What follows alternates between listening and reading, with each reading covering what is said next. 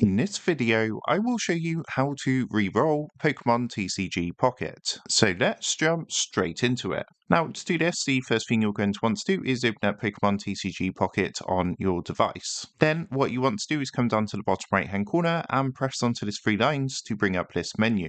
From here, what you want to do is come down and press onto the other option down at the bottom. And in the next screen, what you want to do is select Account. Now, at this point, you want to go ahead and press the Delete Save Data button, and then go ahead and press the Delete button to delete your saved data. Now, by doing this, you're going to re-roll your account, which of course is going to enable you to receive new boosters and hopefully a better draw of better cards. So that is how to re-roll Pokemon TCG Pocket. With that being said, I hope this quick tutorial did help you out today. And if this did help you out, I would really appreciate it if you was to consider dropping down below the video, leaving a like, and also subscribing to the channel. With that being said, I just want to take a minute to thank you guys for watching this quick tutorial, and I will see you in the next video.